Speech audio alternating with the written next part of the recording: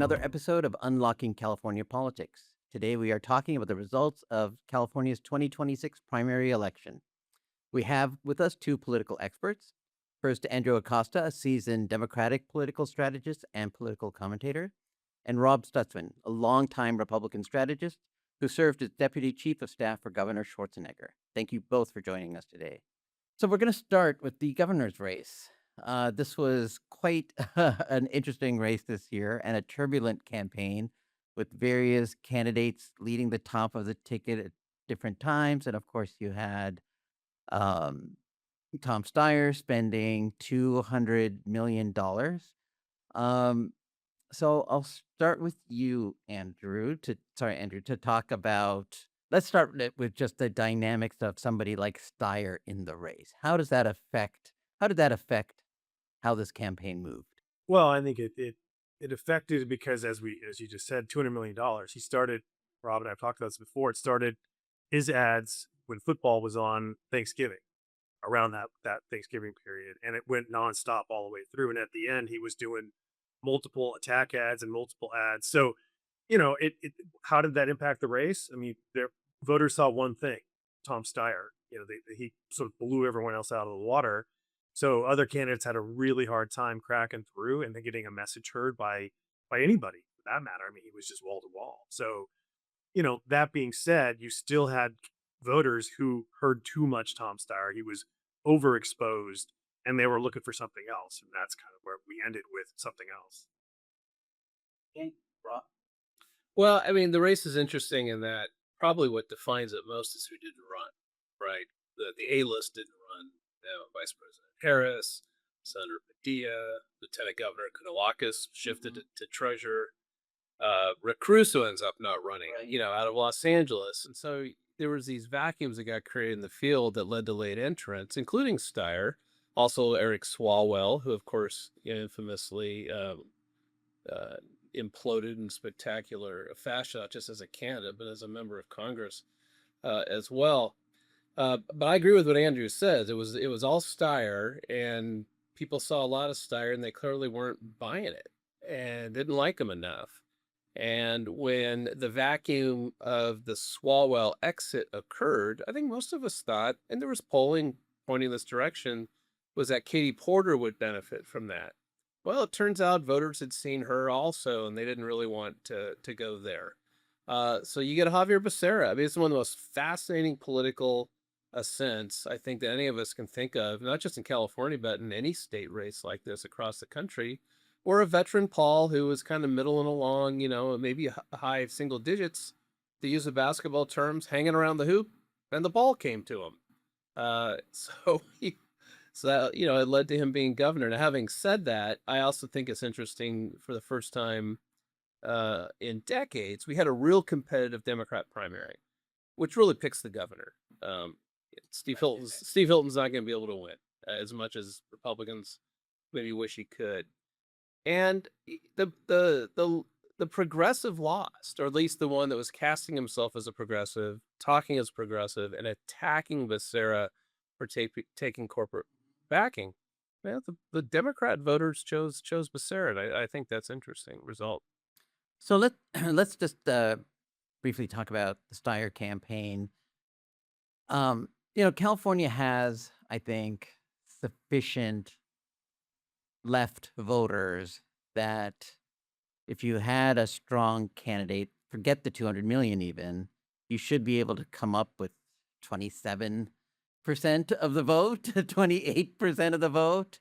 Steyer, despite $200 million, struggled with that. Struggled with coming up with that vote. Do you think the billionaire of the people didn't work, or what was it? And I'll start with you, Tom. I Look, I think the billionaire of the people, it's a bizarre self-loathing rationale for candidacy. It's like, we need to go get the billionaires. Trust me to go get them because I am one. And it's not exactly like he's taken a vow of poverty. He still lives like a billionaire. So yeah, I think there's a credibility factor there. He's also someone, I attribute this to Andrew. He came up with this, but I'm gonna steal it from you. Is he just came off as too thirsty?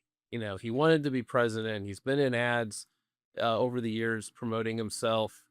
Just maybe wants something here a little too much and willing to be whatever it would appear. Um, so could a progressive have won that nomination? Maybe. I just also think at the end of the day, we're blue state electorally, but there's a lot of evidence we're pretty much center left collectively, especially when you look at ballot measures and that have been on over the years. So, in a lot of ways, I think, Javier Becerra fits the mold of what most Californians would think of what they're going to want out of their governor. If Betty Yee had $20 million, she might have been able to, Right. carve out a path of a progressive, because she really is a progressive and has a strong base within the Democratic Party structure. But people just got left behind as this race started to take off, and everyone took their shot with their limited advertising. Betty Yee obviously got out and backed Steyer, but Katie Porter went on the air, tried to make fun of herself in an ad about yelling at people, and it kind of fell flat. I mean, Antonio took a shot and did an ad regarding him standing up to ICE, and it just didn't really have enough sort of riz, as the kids would say. And I think that's what you saw, and we saw this last year, where people put a poll out, or they polled and showed Padilla had a path, Right. and then Padilla took a hard look at it, and the poll was fine. It had him at 16. It wasn't like he was at 32. And then Swalwell had a poll and had him at 11. So nobody really was getting into what you said, mid to high 20s. They were all just kind of hanging around with maybe a path if a bunch of stuff happened. And I think that's what we saw, is that folks were like, this isn't going to be handed to me, so I don't want to fight for this. I got a good job. The Attorney General, Rob Bonta, he was looking at it. And I think the polling showed that he didn't really have a path. So it's like, well, I could stay AG, or I could take a run here, and there's no clear path. And I don't think anyone could have said, this is exactly how it's going to happen. I think everybody figured out, like, we have no idea what's going to happen. All the consultants were like, we'll see. And that's what happened. Yeah, I think one of the tough parts about being in politics is we watch all of this and we think, oh, which candidate? I still have a lot of friends in Southern California who, except of course Governor Newsom, everybody knows, um, really weren't paying attention to the race, frankly, until Swalwell dropped out. And then all of a sudden it's like, oh, there's a governor's race, and what's going on here? And Newsom came in, and you look at the polling from when he really, sort of, but prior to 2018, he was already at 30. He'd already had a very strong base in the Bay Area. So then it was just hard to see who was going to, kind of crack into second place. And when there was one Republican who made it, then it was kind of over. And Right. but we never really saw anyone follow in Newsom's footsteps. But he had done that with a bunch of initiative work, and mayor of San Francisco, and there was a bunch of stuff that he had done that people, Within him. that produced a figure that people knew, and were like, okay, I'm okay with that guy. Right. None of these candidates had that, even though some of them were statewide office holders or former statewide office holders. So there became a legitimate fear, I think, or well, we'll talk about how legitimate it was, but there was a fear among a lot of Democrats that there was a possibility, because of the divided field, of having two Republicans. And I think that was stronger maybe before Trump decided to endorse Hilton. Um, Andrew, what do you think? How viable was that? Well, I think people knew more about that being people, meaning Democratic primary voters, knew that was a possibility more so than they knew any of the position or policy positions of these candidates that were running. And that was exacerbated by this constant drumbeat of polls that were pushed forward every, 2 weeks. There was a new poll from the party or some other group. And that just got these Democrats freaked out. And that's what you saw, that a lot of them were going to hold their ballot. They didn't want to make a mistake. They didn't want to see two Republicans.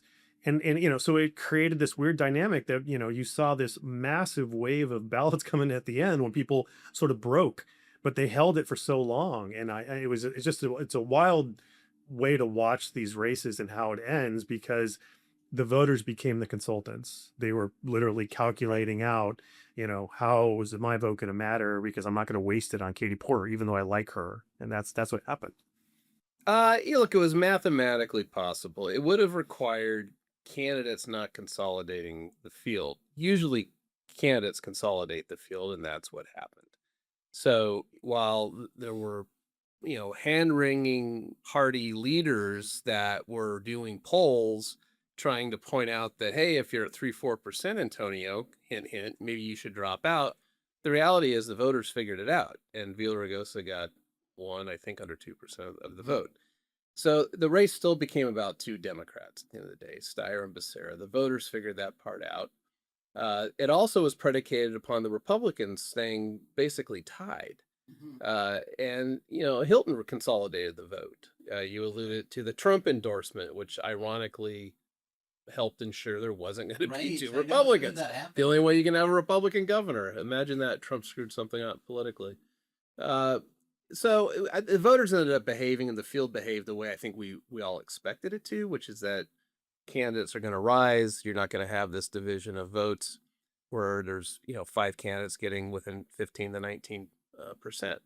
But having said that, it was still all mathematically possible at the time, and it did merit at least being pointed out. But I agree with Andrew; it became a bit of an obsession. And aside from Eric Swalwell, it kind of became the other issue that defined the race, as opposed to real issues. Yeah, it reminded me, talking about people holding back their ballot, it actually did remind me of when Democratic voters consolidated around Biden, when Bernie Sanders race back then, when all of a sudden you saw this coalescing around him to unify. And, well, obviously, since we had this extremely divided field, the concern over possibly 2 Republicans, you're starting to get people rethinking, the primary system and maybe returning to getting away from the current primary system to going back to party primaries. Do you think that'll get some traction? What do you think, Andrew? I think so. I mean, I think it's going to be hard pressed for someone to lay out a case for the top two, moderating the legislature. I mean, it just, you look around, it's like it was predicated upon having more moderate voices.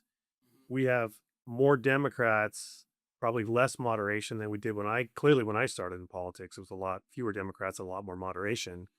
And, every election cycle, there were 8 to 10 races that were purple districts. Now there's 1 or 2, depending, if it's assembly or senate or even congressional these days. So, and I think that what this whole process is, this election showed the process is people can game the system, and voters figured out they can game the system. I had family friends who were like, well, I'm going to vote for this guy because that's going to hurt that guy. We're going to make sure Hilton might not make it, so that became part of this. Is, like I said, everyone was a consultant. Everyone figured this out. And I just don't think it's helpful when, you lose sight of what the point of elections are, which is to, run a race and have a difference of ideas, when it ends up just becoming everything's a game. Yeah, that's true. Rob? I think the experiment of the top two, I still really like and what it does in legislative races. I'm a Republican, but in these deep blue urban, say, assembly seats, well, why not have 2 Democrats in the runoff? Republicans actually become really important to actually choosing who's going to win. So I don't think that's so bad. I also look, it would not have been good for the Republican Party. But what we were really worried about at the end, if you're a Republican, was a double D runoff. I mean, let's remember that Steyer finished just behind Hilton. So you almost had top 2 Democrats. I got to say, I don't, we're going to have a Democratic governor no matter what. I don't think a November election between 2 Democrats where independents and Republicans really get to make the difference is such a bad idea. And that would probably lead in all likelihood to the more moderate choice winning. We've only had this happen on a top of a ticket race once, and it was U.S. Senate Harris versus Sanchez, and Sanchez just failed to be a candidate that could build any other type of coalition. Well, I should take it back. It also happened with De Leon and Feinstein. But same thing. De Leon couldn't appeal to Republicans, and arguably Feinstein, if that had been more competitive, probably would have won on the back of Republicans. Right. So I don't know. I don't think it's the worst thing. I understand the arguments against it. I think we'll see an effort to repeal it. There's already been a measure filed. I hope that there at least would be maybe looking at other ways to approach it. If we want to get to moderation or moderation choices in November, we need to ensure that the candidates that want to be independent can have access to the November ballot. So maybe that's top three, maybe it's top four, or at least we have a path that an independent candidate could run against the partisan candidates in general elections. So when the field was very divided, when right before Swalwell withdrew, and it looked like he might have been the person that was going to be moving up, and everybody, they were being excluded from debates and not moving forward. What do you think coalesced people around Becerra rather than one of the other candidates? Because he was kind of in that cluster in terms of polling, at least prior to Swalwell pulling out. Andrew. Well, I think it was the other candidates kind of pushed people, surveyed the field, didn't like four of them, watched the debates, and were like, that guy's not ready for prime time. Mayhem might be too close to the billionaires. So then who was left standing? And I think Becerra was the guy that was just kind of, as Rob said, waiting for by the hoop for the ball to hit him. And the ball kind of hit him when voters surveyed the landscape and were like, we know way too much about Steyer. We don't like the reporter screaming at staff. And clearly Swalwell imploded. Betty he dropped out. So it just kind of selected down to a guy that ticks some boxes. I mean, he wasn't a nobody. I mean, he's member of Congress for many years. Attorney General, sued Trump.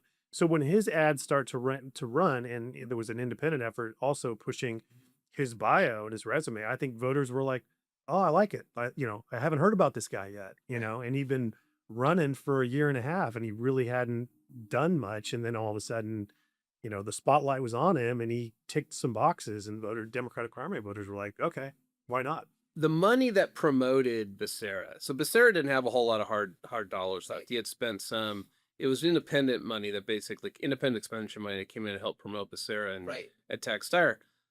But when Becerra somewhat inexplicably rose in the polls after the Swalwell implosion, that is what coalesced money around him.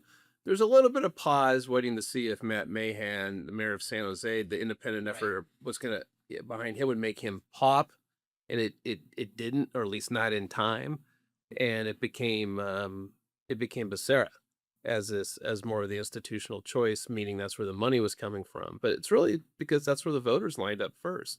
The biggest market signal in this race, the way it came down, still came from the voters more than the donors. Let's talk briefly about Matt Mahan. A lot of business groups, a lot of moderates saw him as the moderate candidate for this race. And I think Hilton did, you had strong enough Republican candidates that I guess Matt Mahan was not able to peel off maybe the Republicans. But it was actually a lot of money that was spent on his behalf, primarily from independent expenditures. But in the end, it turned out not to go very well for him. And what do you think happened there, Rob? Well, it was a lot of money, but not enough money. He had he had name ID in the low single digits. San Jose may be a massive city in California, but it's not a well-known city, and people don't follow what's going on in San Jose and the good things maybe that he's done as mayor as they follow what goes on in San Francisco, for instance. So he didn't have name ID. He started very, very late. He basically came into the race at the end of the filing deadline when Rick Caruso decided not to run, the LA billionaire, because they're aligned in the same lane, more or less. And I just think he started too late. I don't think they spent enough money at the beginning to start to raise that name ID. I don't think there was enough money spent to do what it would take to really elevate him. Was there, some taint on him because it was the perception it was tech money, or billionaire money, possibly. I think it's hard to know. I never saw polling that went deep enough into that to be determinative. But all these things were headwinds for him. He needed a lot of things to go perfectly, and it was too perfect of a run that was going to be required In order to move forward. Yeah. Andrew saying, Well, I mean, the other thing that was happening, which none of these candidates could control, was Donald Trump invading Iran. All these things that happened that sort of took any eyeballs away from the California governor's race and focused it on national politics. And Mahan didn't have a profile to really fit the moment when it came to standing up to Trump. I think he tried to, but Becerra had a better track record from his work in DC and AG. So it just became one of those things where being the outsider candidate who was going to come in and do some good things in Sacramento sounds good, but didn't really have enough, appeal to Democratic primary voters. Okay, let's next move on to the ballot measures that we're going to be seeing at this point.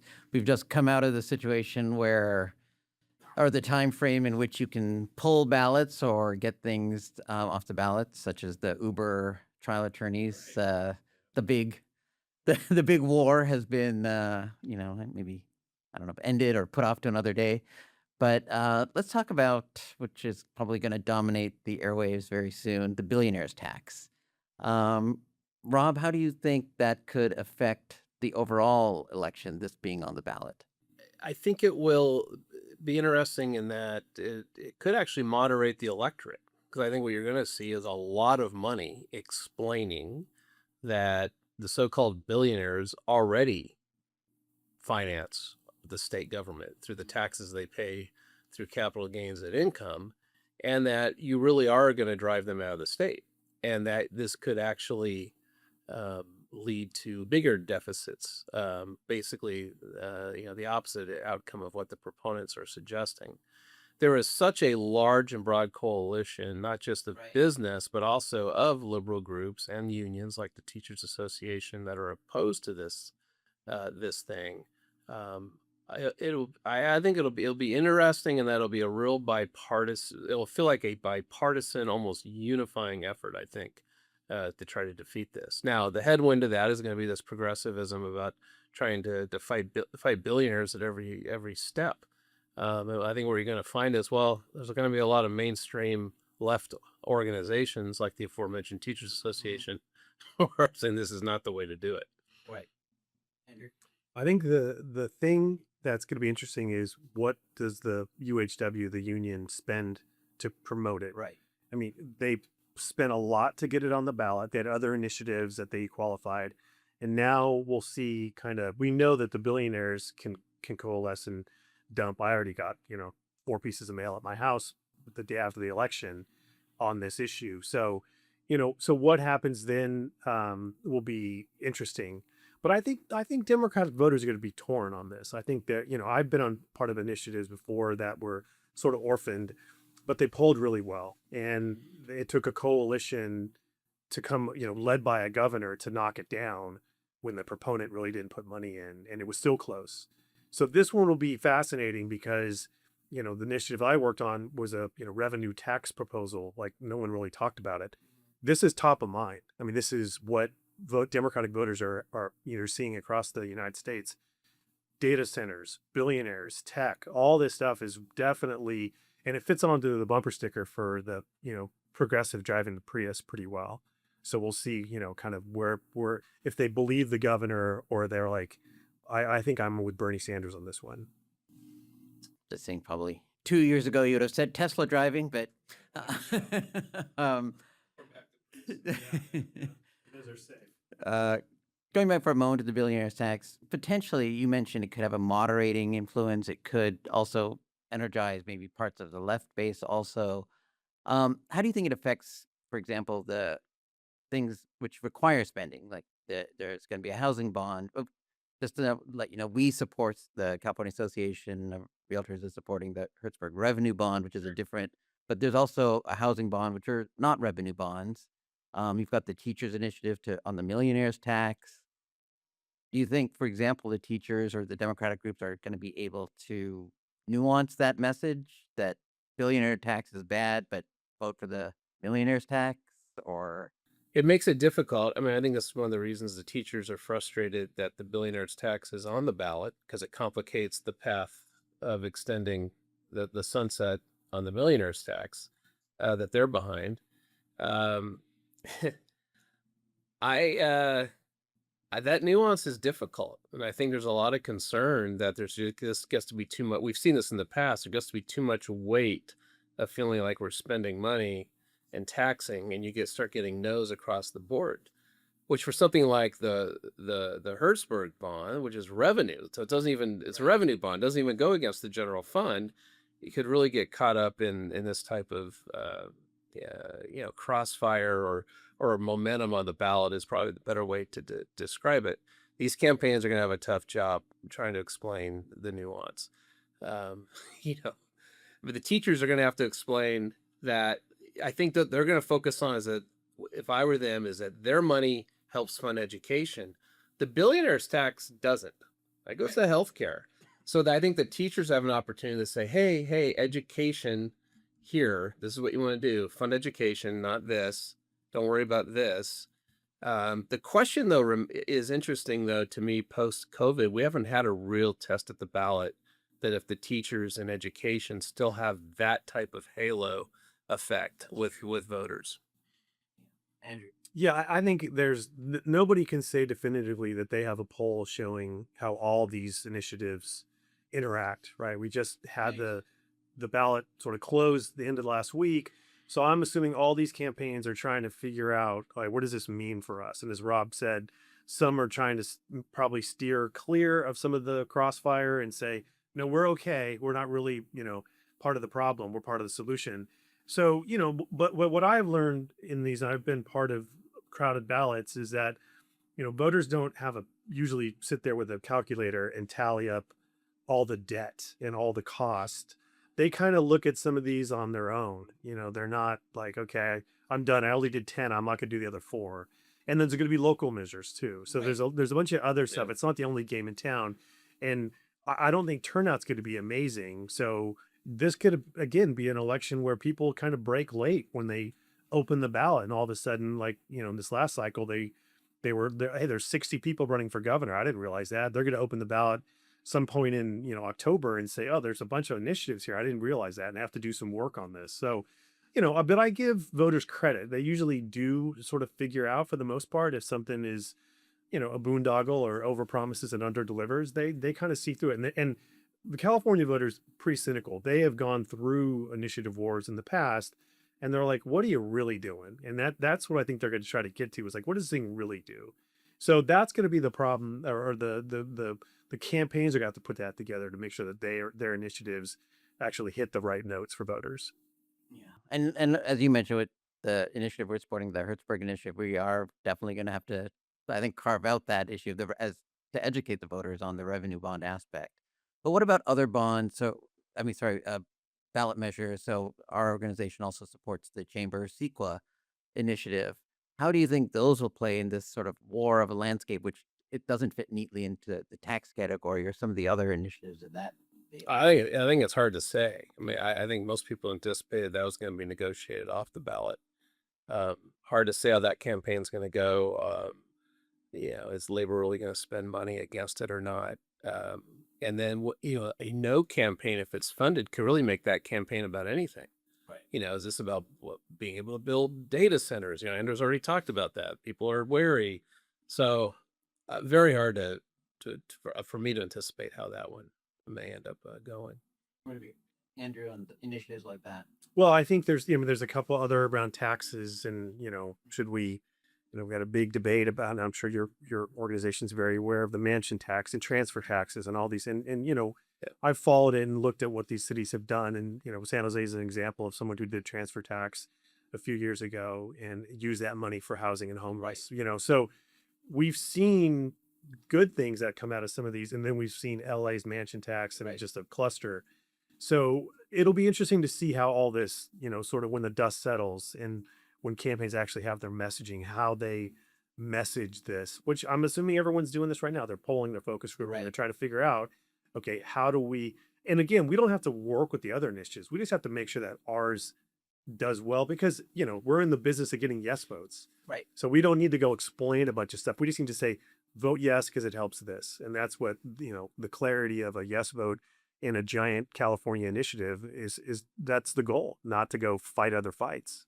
Yeah, and that's the interesting thing about the billionaires tax, because at least when I talk to people outside of here, a lot of people don't realize it's targeted to one group. They think of it as, oh, education, all kinds of things are going to benefit from this billionaires tax, and they're not going to see that. So the last ballot measure I'm quickly going to touch on is voter ID.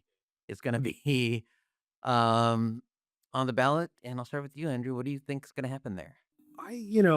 It's one of those on face value. people would be like, what, why not? Right. It seems sort of innocuous, but I'm assuming that there'll be more to it. I mean, we obviously have we have a president who's obsessed with this issue. Now, what he's pushing is different, but I think there will be a knock-on effect of this is like Trump Jr. initiative. And so I don't know. I mean, I think this is again one that number one, I don't know who's going to come up with the money against it. And, it's not going to just be able to just push it over. You're going to have to go explain, because most people don't. I mean, well, now I think we've changed, the world's changed a little bit, that everyone does get their ballot at home. And so, we've seen an evolution of voting over the last 10 years, especially after, post COVID or during COVID. So, I think it might be a rallying cry for Republicans, but I'm not sure it's going to be, the thing that gets Hilton elected governor. Agreed. Yeah. Yeah, on the face of it, I think it's an issue that would pass. But we have a summer ahead of us.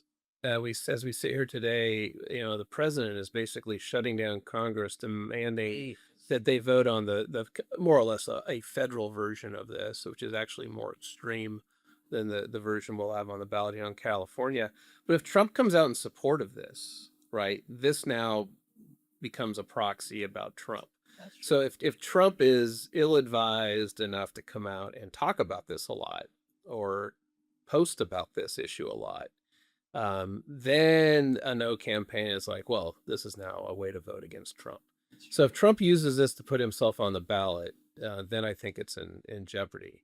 And he's just the strategist to do that. Right. He's already weighed in, Yeah. Post-election, saying, he had to call the U.S. attorney to make sure Hilton made it, so that this whole conspiracy theory, so it's just, it's part of who he is. He fundamentally believes that there's just fraud everywhere. So I think if you're a, Trump Republican, you're going to be for this thing. Everybody else, we'll see. And to Rob's point, you can say shirts and skins, it's Trump against, good government groups, then maybe it makes it easier for people, legal women voters versus Trump, we'll see.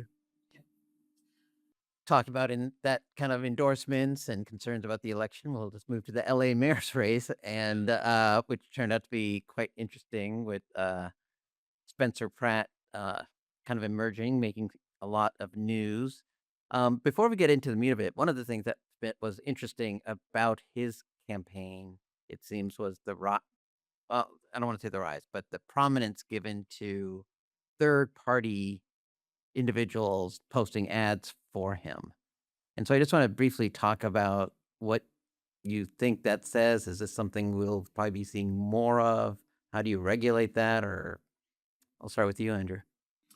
Well, that's going to be the issue of how do you regulate it. I think there's a bunch of people trying to figure out how you regulate some of this stuff. I mean, Rob and I have done elections for years, and we get in trouble if we don't put the right disclaimer on a piece of mail, and the FPPC comes after us and he sends a nasty letter and, what have you.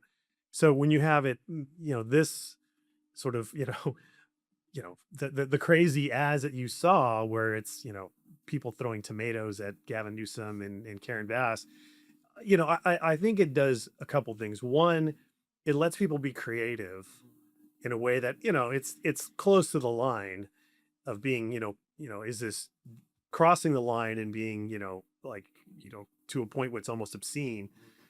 But the other part of it, it ends up becoming this national phenomenon where you get a bunch of clicks, and guess what? Right. He didn't make it to the runoff because it's about votes. It's not about clicks. And, Spencer Pratt was telling people he was going to be in, he was number one, he was going to get 50% plus one on election, and it's like, well, what are you talking about? You're in a place where Trump gets 25% of the vote in the city of LA. Why would you get 50%? You are a Republican and Trump's kind of okay with you. I think that was the death knell to him. But there is this phenomenon, and I'm sure Rob has talked to candidates or clients who have said, we want to kind of do this. We want to get a bunch of clicks. It's like, well, you're not selling shoes, you're trying to get votes. And if you don't get the votes, then what does it matter? A bunch of 22-year-olds in Florida click onto some viral video doesn't help you get more votes in LA. Yeah. Rob? He didn't win, but this is what helped raise him, to prominence.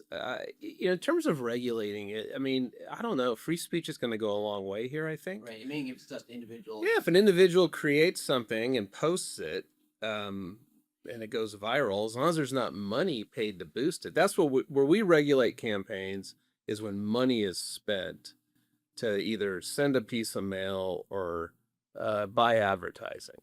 And so if money's not being spent, I have a hard time seeing how the regulatory bodies are going to be able to basically rein in what was free speech. The AI generation becomes interesting in that they were clearly spoofs, so as it ain't different than like putting a cartoon up. On the other hand, there are there are lines where you can depict people in realistic ways that Pratt supporters never quite got to that. But you can see we're going to have to deal with this at some point. And now, just now that Pratt is out of the race and the sort of, I guess, interest in that part of the race, you now have an interesting, where I guess you could describe it as a more traditional Democrat versus a more left-leaning Democrat. How do you see this race playing out? Why is Bass in so much trouble? I mean, Bass is in trouble because of the utter failure to be, where she needed to be at the Palisades fire, right? And then the aftermath of all that. I think we're largely familiar with that. And then she couldn't face the music. She didn't know how to really explain herself for being out of country and abandoning post. This gets back to, especially a mayor, you got one job. It doesn't snow in LA, but if it did, you got to plow the streets. Well, in LA, the version of that is you got to be ready to fight fire. And rebuild. So Bass is a phenomenally unpopular incumbent, obviously. I don't view this race in the frame of how we've seen Democrat races this year of, DSA type candidates against establishment candidates, because Raman, although she comes from that political spectrum, that's not really what her campaign's been about. And she doesn't have even fellow DSA support off the council. They've gone with Bass. I think we've seen her run. We'll continue to see her run a classic referendum on an unpopular incumbent. She's going to be more about filling potholes and running a city well, while still obviously feeding a little bit to that progressive base, which helped to get her into through the primary into the runoff for sure. But now you got to build a much larger coalition if you're Raman, and it has to be about a referendum on Karen Bass. Andrew? Well, I think the other problem that Karen Bass has, and most mayors are dealing with, there's only one mayor in California who seems to have done a good job, and it's San Francisco Mayor Daniel Lurie. I mean, I think Mahan's doing the best he can. A lot of them are doing the best they can. But she's getting whipsawed because of this city-county approach to homelessness, and now people are really poking holes at, like, we're going to break it up because the money's being wasted. So, and that's, she's out there, Karen Bass is out there saying, we've made some incremental improvements on homelessness, crime is down. And it's just not ringing true for a lot of people, where they're like, that's it. The best we can do is, we're spending, ungodly amounts of money, and the return rate is, 65% of the people are going back on the street out of our shelters. So, but that's the reality, and that's what all these mayors in California are dealing with. Because I work for the mayor here in Sacramento, and there was an audit that came out and highlights the same thing. These shelter programs don't work well, So all this stuff is sort of going to fall on her lap, and she's got to have a hard time saying, I'm fixing it, when the other person's saying we got to do it differently and do it better. But she's coming at it. She's not coming at it from the right wing perspective, the Pratt perspective, where Pratt was going to find like some piece of federal land and move all the homeless. It's like, I've heard that for multiple people. Like, why don't we just move them here? It's like, it doesn't work like that, but, so we'll see. It's going to be interesting. And I know Bass just got rid of her consulting crew, and Oh, really? yeah, she's bringing new people in. So I think there's this reboot, and, we'll see if they have new ideas, but. Yeah, and I think it is really tough. I was in I had just moved out of the LA area shortly after she was elected, and when I had friends out there, everybody was like, "Oh, there's so much energy. She's really tackling things," and then it just felt like it dissipated. Oh yeah, crater. One quick other thing about Bass being interesting, for her to win, she has to have a bit of a regional coalition in the city that was different than the one she beat Caruso with. She now needs to win the Valley and the West Side, and combine it with the Black vote, more of a kind of like a Han coalition. I think she can do it. I think that can happen given who her opponent is, but it'll be different. It'll be much different campaign than how she first got elected. So one of the, again, kind of going back to the issue that comes up about elections is the fact that we take so long in California to, and I guess we could just say we're being thorough. And I know there's some issues with how we defer to our counties to take care of these things, but Andrew, what say you on our our state of Well, affairs, our the 37-day count, and I think it just I think unfortunately because we've got this whole pressure saying, hey, there's fraud. When somebody's leading the day of, then clap, well, having been on both sides of this, where I've had candidates who were leading and then lost at the end, and then the other way around, I'm like, well, how come I didn't control the fraud when I was losing? You know what I mean? So right. I get it from the outside, and but this race, especially where you had such an influx of late ballots, Right. and all those ballots need to be processed. They all have to be opened and checked. And I mean, there is a process. I've sat in registrars' offices watching. It's like watching paint dry. There's not a Right. lot of excitement there, but it is a process, and it takes time. And when you have the bulk of the ballots come in the last 24 hours, then guess what? It's going to take a lot longer to process all those. Yeah. But that being said, we have made it easier for people to vote. And we Correct. really have done almost everything we can to give people the right to vote. Even down to in LA, they were talking about letting undocumented folks have the right to vote. I think that got pulled off out of the city council today. So there is this big push to make sure that everyone has a chance to be heard. And even then, what was turnout in this last election? It was 40%. It wasn't Right. Prop 50 when it was on the ballot last November or last fall, 50% turnout. So we're still not in a place where we're getting massive turnout. It's still it was better than what people speculated, but it wasn't amazing. So all the things we're doing to make it easy, we still have, voter rolls on these, gubernatorial elections that are like, yeah, it's okay. It's not amazing. So, But it'd be clear there's not a widespread fraud problem in California elections. No, I know, you know. I just want to make sure before I'm about to say what I'm about to say is like we don't have a fraud problem, but we have a huge credibility problem. And I think that the Democrats, they run the state and they've created this system, need to figure out what's the greater good. To Andrew's point, we've created all these avenues for people to vote, and we had a 40% turnout in the primary, which was higher than we anticipated at one point. So at what point is it more important to get these ballots counted quicker and more efficiently to not give air to the conspiracy theorists? And you can say, well, we're not going to indulge the conspiracy theorists because they're wrong and their motive, they have ill motive. But there's a lot of reasonable people out there, right, that are beginning to wonder. And there is probably, reasonable that they do begin to wonder. And so the greater good here is to build some confidence in our elections. So either figure out how those ballots are going to get in sooner. The Supreme Court has ruled this week that a state like California can allow for the postmark on election day, which, by the way, is a benefit to rural voters, I believe, where USPS is not as reliable. So probably helps Republican voters, ironically. Mississippi was the state. Correct. It's a red state that had the case before the court. But here's it. It's just a resource issue. Put more machines in those counties. Give them more money for personnel. It's all about verifying these ballots, these envelopes, because you have to open the envelope if it's all vote by mail and verify it all. So all it is a matter of resources at the end of the day. And yeah, sure, we got a budget deficit and these things are expensive and counties are strapped. But if you want to have these types of election rules, well, then let's put the money in to at least get everything counted in the way it doesn't break confidence in the system.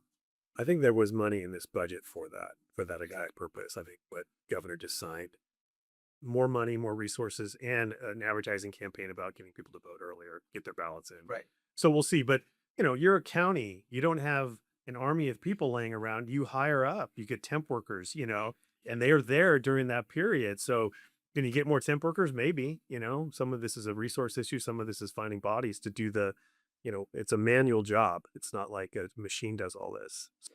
Yeah, I think I get what both of you are saying, and I think some of it is also just the national perspective because we're the only state that goes so long And I think that's where also maybe the state, as you said, you don't want to engage with the conspiracy theories, but in a way you need to. Like, you need to explain why we take so long. Yeah, we're a national joke. I mean, even mainstream media, mocks New York mocks Times and California. editorial, Yeah, right. exactly.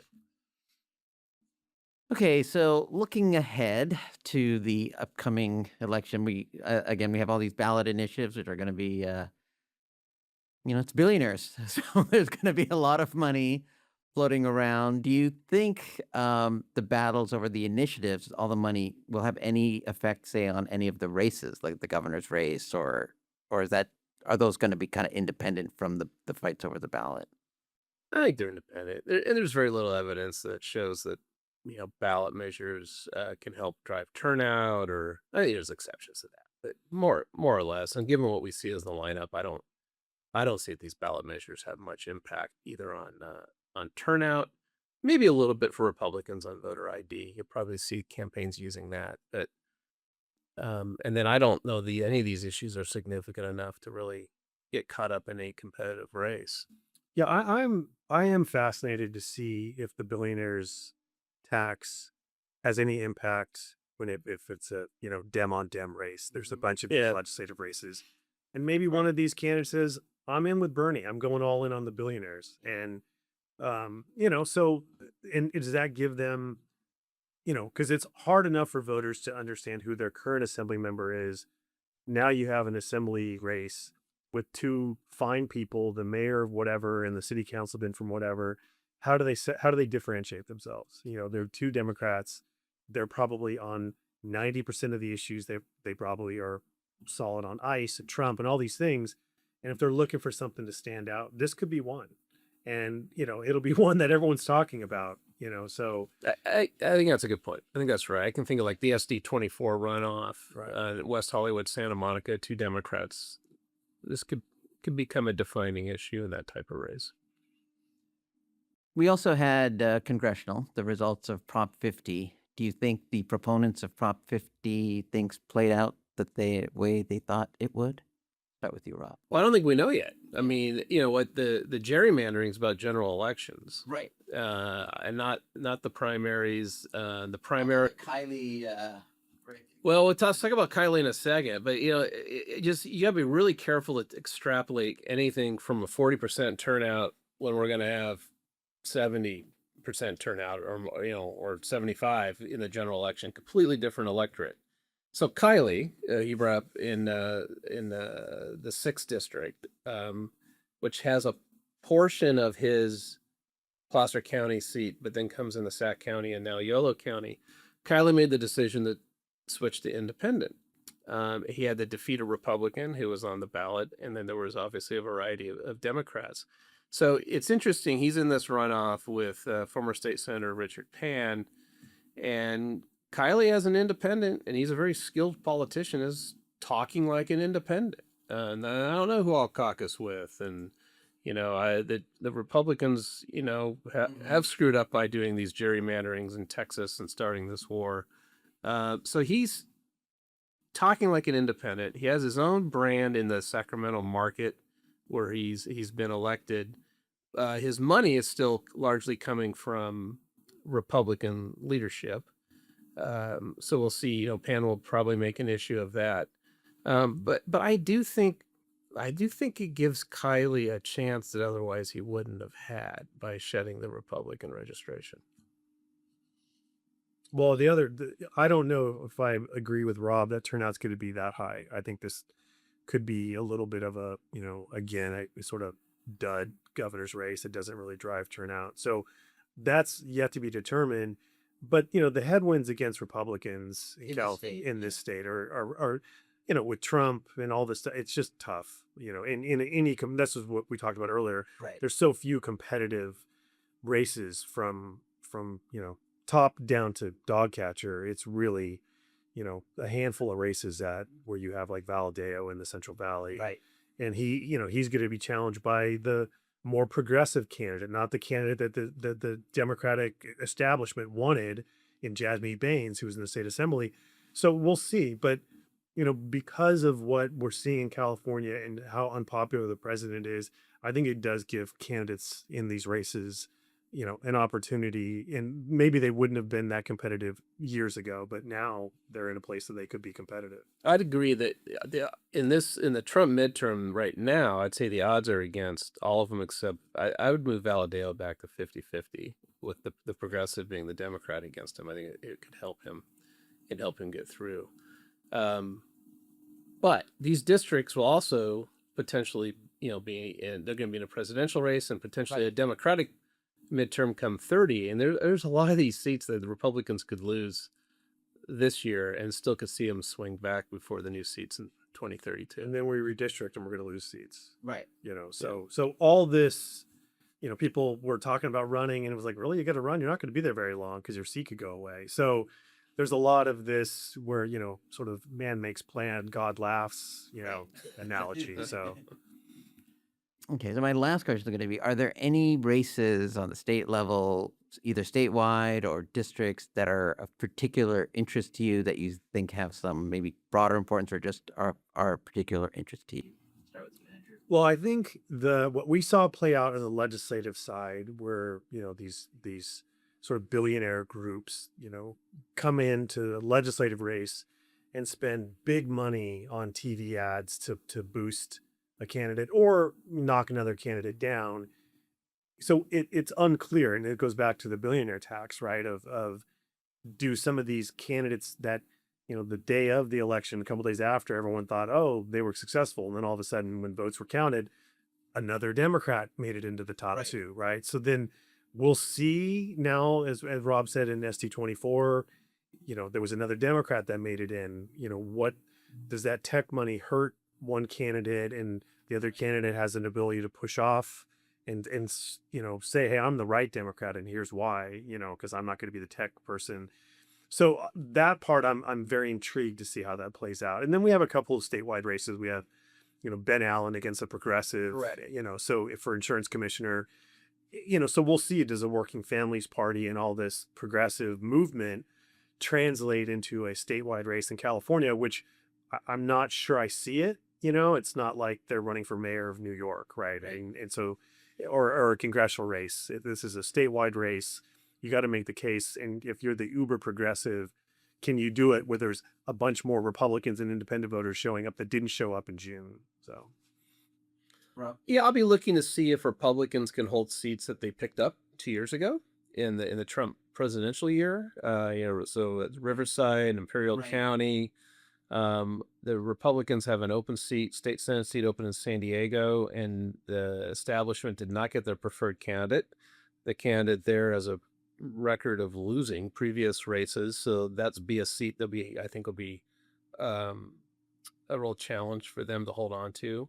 So can Republicans kind of hold what they have in this Trump midterm would be what I would be keeping an eye on. On congressional, we've already mentioned, I think Valadao. It's always fascinating how the Central Valley performs differently than the rest of the state.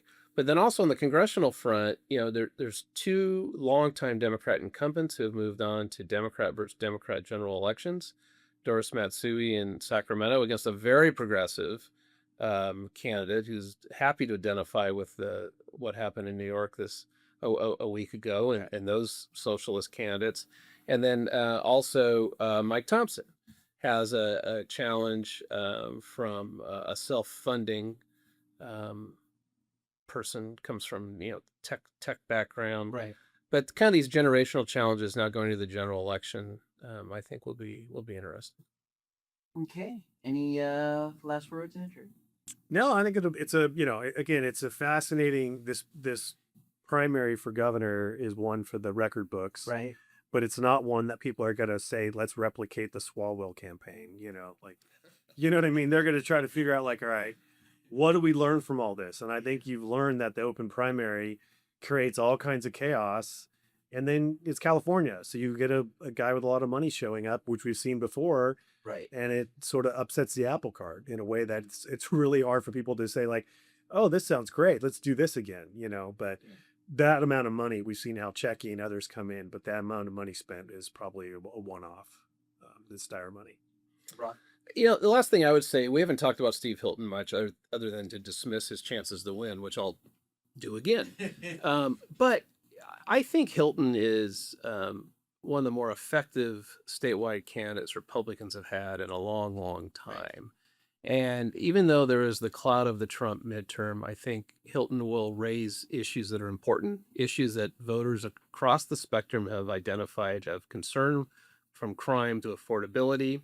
And, it still may end up being a 60-40-ish type of result. But I think his campaign will get a lot of attention from a lot of centrists and then right of center Californians.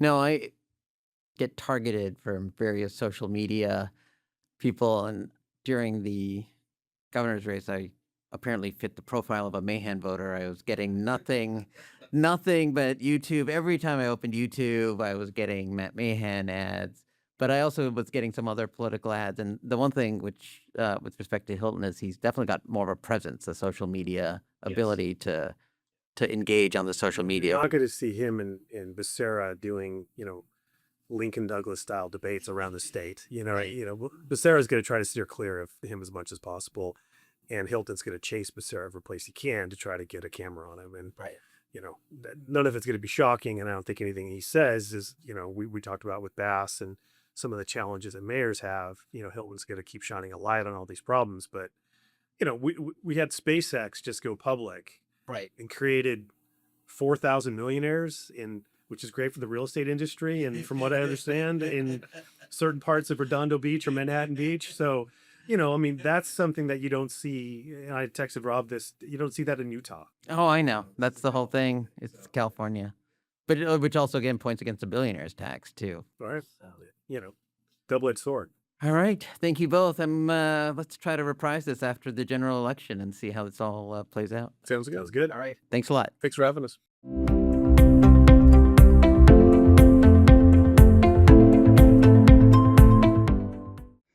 Disclaimer. The purpose of this podcast, brought to you by the California Association of Realtors, C.A.R., is to provide general and educational information and opinions from a wide range of perspectives regarding politics, voting, elections, legislative issues, and more. The opinions, beliefs, and views expressed by guests or participants of this podcast are solely their own and do not necessarily reflect the opinions, beliefs, or views of C.A.R., its affiliates, their respective directors, officers, or employees. Reference to any individual or entity does not constitute an endorsement, recommendation, or any other position or opinion regarding that entity or individual by C.A.R.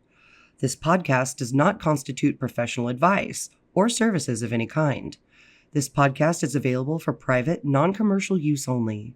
You may not edit, modify, or redistribute this podcast.